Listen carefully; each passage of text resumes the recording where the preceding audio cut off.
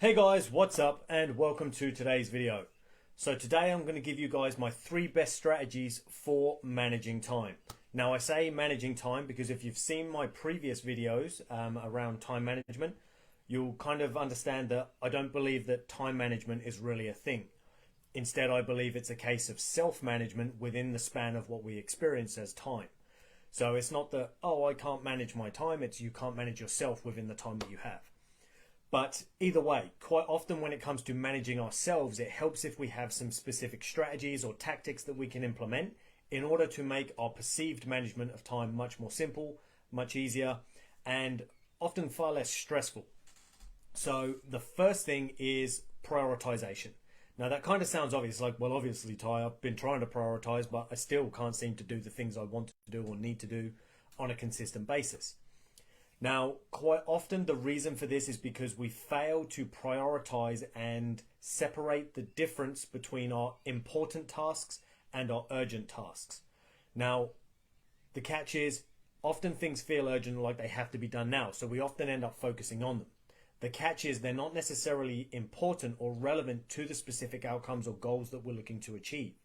Now, we might have these big goals, whether it's weight loss or building our business or improving our relationships and so on. And we maybe have specific things that we need to do in order to achieve those goals. That's cool.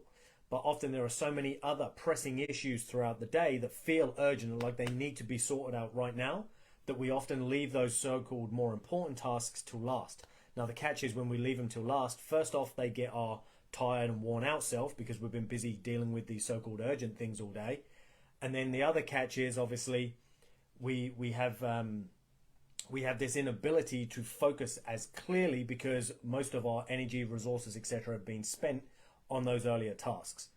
So if we can instead look at all of the different things that we need to do and go, okay, well, these are the things that are important. These are the things that are going to specifically lead me to my goals and my outcomes. These are the things that must be done this week in order to move me forward. Versus these are the urgent things, or the things that feel like they need to be done quickly and urgently and need to be responded to immediately.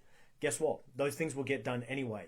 If you focus on the important tasks, the things that are actually going to move you forward and move you towards your goals, those urgent things, if they're truly urgent, you'll do them anyway. Because we operate based on what we prioritize gets done. So the things that we prioritize in our mind tend to be the things that get done. So if we can prioritize those important tasks, hopefully they will get done, and then the urgent tasks will take care of themselves anyway because, well, they're urgent. We have to do them. So that's our first thing. We must learn how to effectively prioritize. Now, the second thing comes down to time blocking and things like that. Now, for me, the most effective use of time blocking is to use the Pomodoro technique.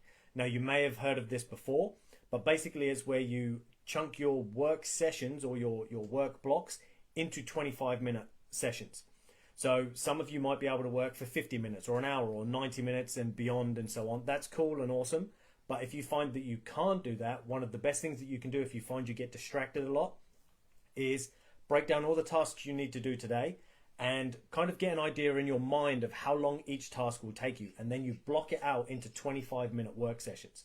And you literally take a timer, start your work session, hit the timer, turn your phone over so you can't see all the notifications, put it on silent and so on. And you want a clear, undistracted environment where you can work for a solid 25 minutes.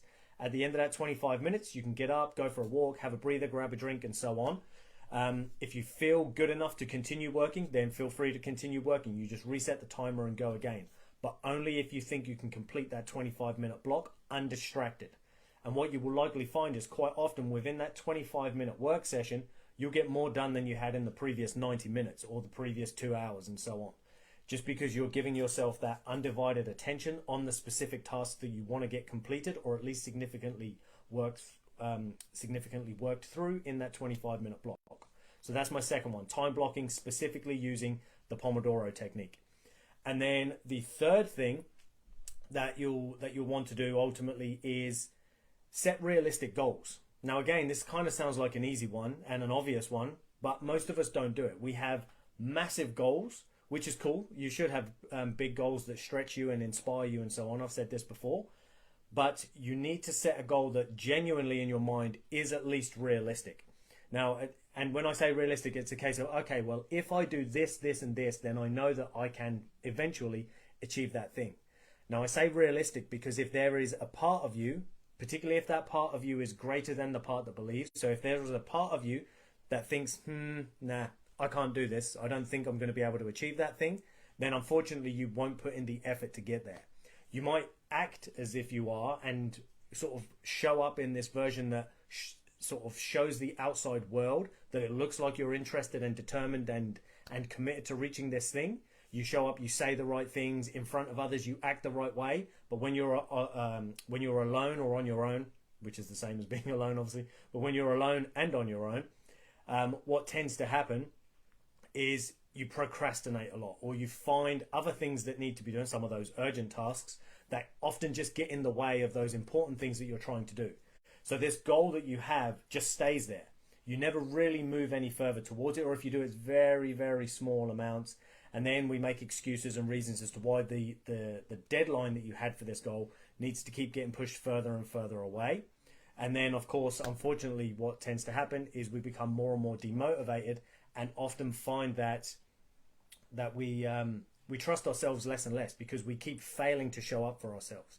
So we have to be careful with that. Cool, we've just got a comment come in from Neil. What we got? So, never suffered with procrastination, but have done lately. Could be my age now, I don't know. Yeah, that's an interesting one if it's something you've never actually struggled with. Often procrastination, it may not be the case for yourself, but often procrastination is an avoidance tactic. We're trying to avoid something that we know we may have to experience, or we're trying to avoid something that we know we may have to lose in the now. So it's, oh, here's my goal, but in order to get there, I've got to do these uncomfortable things and push myself out of my comfort zone. Sometimes that will cause us to procrastinate.